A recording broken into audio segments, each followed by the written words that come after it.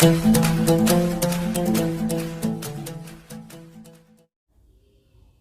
सभी लोगों का स्वागत है आपके अपने YouTube channel future online classes में। और जैसे कि आप सभी लोगों को मालूम है कि जो बच्चे अभी इंट्रेंस एग्ज़ाम दिए थे और उनका एडमिशन जो है कंफर्म हो चुका है, और साथ ही साथ आपके थर्ड लिस्ट भी जो है आने वाले हैं 13 को, तो उसके बाद आपके एडमिशन प्रक्रिया जो है समाप्त हो जाएगी। फिर आपके जो है फर्स्ट ईयर की क्लास जो है चालू हो जाएंगी। तो यहाँ पर जो है सबसे पहले आप सभी लोगों को समझने का फेर यह है कि आपको फर्स्ट ईयर में क्या क्या पढ़ना है। जैसे डीएलएड फर्स्ट ईयर का जो सिलेबस है 2022 से 24 सेशन का, वो क्या है और आपको क्या क्या पढ़ना है, कितना पेपर पढ़ना होता है, या कौन कौन से पेपर किस किस सब्जेक्ट को पढ़ना है, वो सारी जानकारी अभी हम आपको देने वाले हैं। आपके जो भी मन में डाउट है, जो भी क्वेश्चन है, वो सभी क्लियर हो जाएंगे। तो देखिए, सबसे पहला प्रश्न यह है कि आपको फर्स्ट ईयर में कितने सब्जेक्ट पढ़ने होते हैं। ये पहला क्वेश्चन आप सभी लोगों का। तो देखिए, आप सभी लोगों को फर्स्ट ईयर में टोटल 12 सब्जेक्ट पढ़ने होते हैं, जो कि आप स्क्रीन पर देख रहे होंगे। और अभी हम सारी डिटेल बताएंगे। आपको फर्स्ट ईयर में कितने सब्जेक्ट पढ़ने होते हैं, 12 पेपर पढ़ने होते हैं। अब एक और बात यह आप सभी लोगों के द्वारा बार बार पूछा जा रहा है कि अगर हम साइंस वाले हैं और अगर हम आर्ट वाले हैं, तो क्या हम दोनों का सिलेबस सेम है या अलग अलग है। तो देखिए, मैं आपको बता दूं कि जैसे आप 10th और 12 में पढ़े तो उसकी अपनी एक सिलेबस है, लेकिन डीएलएड की जो है अपनी एक अलग सिलेबस है, जिसमें आर्ट और साइंस दोनों के लिए बराबर है। इस यहाँ पर जो है कोई डिफरेंस नहीं है। जो आर्ट वाले पढ़ेंगे वही साइंस वाले पढ़ेंगे, जो साइंस वाले पढ़ेंगे वही आर्ट वाले पढ़ेंगे। मतलब कि डीएलएड का अपना खुद का एक सिलेबस है और वही सिलेबस सभी बच्चों पर समान रूप से लागू होता है। समझ गए। अब हम बात करेंगे कि जो 12 पेपर पढ़ना है उसमें क्या क्या पढ़ना है। अब ये जो पेपर देख रहे हैं 12, तो इसके अंतर्गत भी जो है बहुत सारे टॉपिक है। ये नहीं कि केवल एक नाम लिख लिए समाज शिक्षा और पाठ्यचर्या की समझ, ऐसा कुछ नहीं है। उसमें आपको 5 बिंदु है, 5 पॉइंट है, 5 चैप्टर है, ऐसे इस तरह का है। चैप्टर इसमें नहीं होते हैं, आपके यूनिट होते हैं। समझ गए। एक यूनिट में जो है कई पॉइंट है, तो इस तरह पढ़ना है। समझ गए। ये बात आपको क्लियर हो गया। अब आप सभी लोगों के द्वारा जो है एक प्रश्न बार बार पूछा जा रहा है कि सर, जो हमारा यहाँ पर F1 आप शो कर रहे हैं, जैसे कि आपका ये जो F1 शो कर रहा है, ये क्यों शो कर रहा है, F1, F2, F3, ऐसा क्यों। तो मैं आपको बता दूं, F का मतलब फर्स्ट और 1 का मतलब पेपर 1। समझ गए। पेपर 1, पेपर 2, पेपर 3 इसी तरह है। फर्स्ट ईयर का पेपर 1 उस तरह लिखा हुआ है। F1 का मतलब कि फर्स्ट ईयर, और अगर यहाँ पर एस हो जाता तो सेकेंड ईयर, S1 तो सेकेंड ईयर। ये बात आपको यहाँ से समझ में आ गया। जो भी आपके डाउट हुए क्लियर हो गए। अब आपको एक और महत्वपूर्ण जानकारी दे दूं कि फ्यूचर ऑनलाइन क्लासेस की तरफ से आप सभी लोगों के लिए नोट्स तैयार किया गया है, जो कि आपको नीचे स्क्रॉल पर दिख रहा होगा। आप दिए गए नंबर पर व्हाट्सएप करके नोट्स ले सकते हैं। नोट्स जो है आपका पेड वर्जन है। बाकी हम बात करें बुक की, तो अगर आप मार्केट से बुक लेते हैं तो आपको 1200 से लेकर 1500 रुपये पड़ते हैं। समझ गए। और बुक जो है बहुत बड़ा हो जाएगा। नोट्स में सारी बातें आपको इंपॉर्टेंट पॉइंट, हर एक पॉइंट डिस्कस है। जो बच्चे लिए होंगे, पढ़े होंगे, उनको सारी जानकारी समझ में आ रही होगी। तो अगर आप इच्छुक हैं, अगर आप नोट्स लेना चाहते हैं, तो दिए गए नंबर पर व्हाट्सएप कर ले, वहाँ से नोट्स ले ले। क्योंकि डीएलएड में जो है बहुत सारी चीज़ें जो है करना होता है। प्लस ये 12 सब्जेक्ट पढ़ने के अलावा बहुत सारी वर्क, बहुत सारी गतिविधि करने होते हैं। और आपको इसमें एक महीने जो होता है आपका एसीपी चलता है, जो कि आपको नीचे दिख रहा होगा। 4 सप्ताह जो है आपको विद्यालय में जाकर पढ़ाना होता है। समझ गए।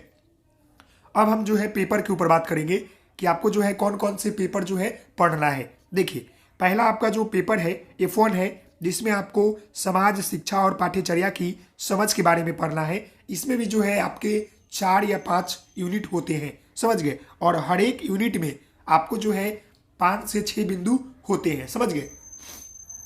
सेकेंड पेपर F2 पेपर में आपको जो है बचपन और बाल विकास के बारे में पढ़ना है। इसमें जो है बच्चों से रिलेटेड सारी जानकारी आपको पढ़ना है कि बचपन और बाल विकास कैसा होता है। उसमें बहुत सारे टॉपिक इसमें भी है। समझ गए। फिर आपका F3 आता है। तो F3 आपका जो होता है प्रारंभिक बाल्य अवस्था देखभाल एवं शिक्षा के बारे में पढ़ना होता है कि बच्चा जब जन्म लेता है तो उसका देखभाल कैसे करते हैं लोग और उसकी शिक्षा व्यवस्था कैसी होती है। इसके अंतर्गत भी जो है आपको बहुत सारा यूनिट, बहुत सारा पॉइंट आपको पढ़ना है। इसीलिए मैं आपको नोट्स रेफर कर रहा हूँ, प्रेफर कर रहा हूँ कि आप नोट्स ले लें।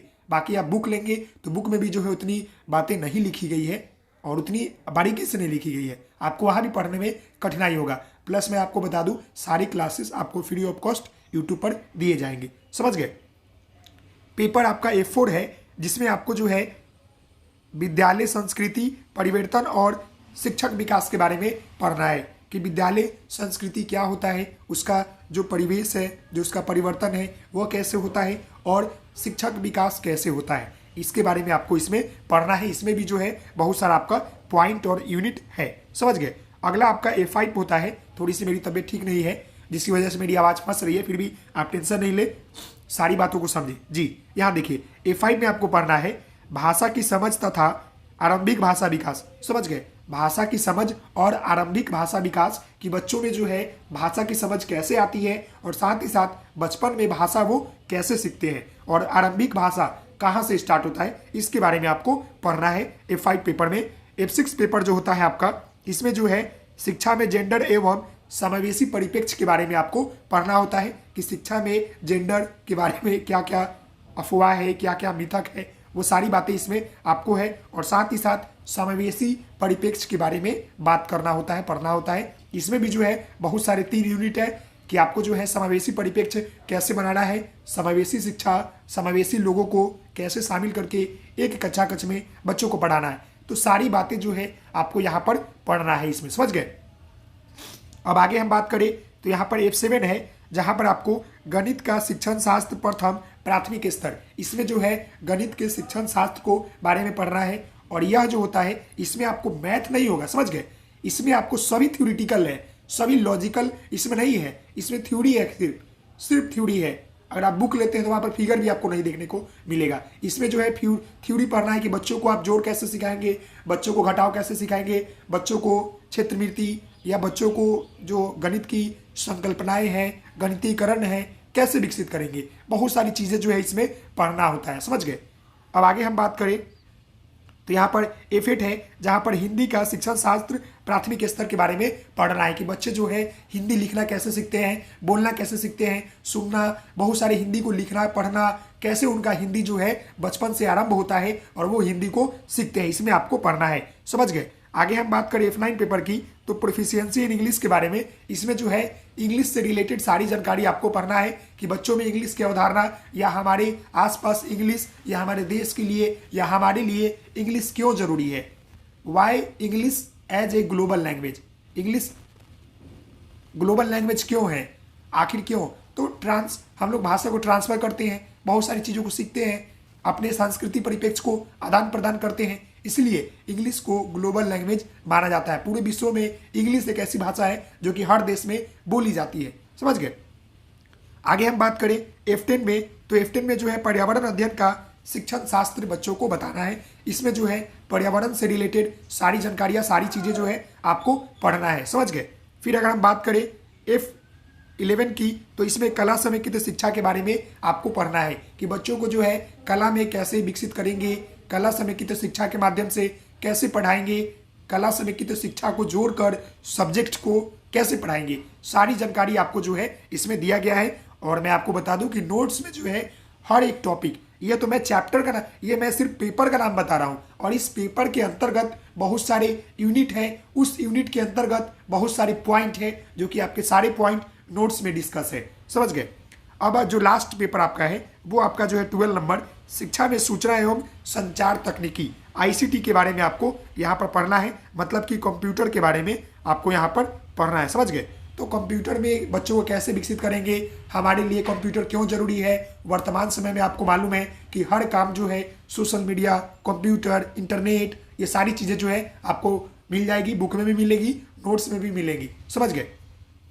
उसके बाद जो सबसे इंपॉर्टेंट है वो आपका जो है फर्स्ट ईयर के लिए ACP1, यहाँ देखिए इसको बोलते हैं हम लोग स्कूल एक्सपीरियंस प्रोग्राम, मतलब कि आपने 6 महीना ट्रेनिंग लिया कॉलेज में, क्या सीखा, कैसे पढ़ा, उसका बच्चों के ऊपर कैसे उपयोग कर रहे हैं, इसलिए आपको 1 महीने के लिए सरकारी स्कूल में भेजा जाता है 4 सप्ताह के लिए। वहाँ पर आपको जाकर पढ़ाना होता है और उसके अंतर्गत बहुत सारी फाइल, बहुत सारे कार्य करने होते हैं जो कि हमारे द्वारा आप सभी लोगों को बताया जाएगा, थोड़ा सा भी दिक्कत नहीं होगा, समझ रहे हैं।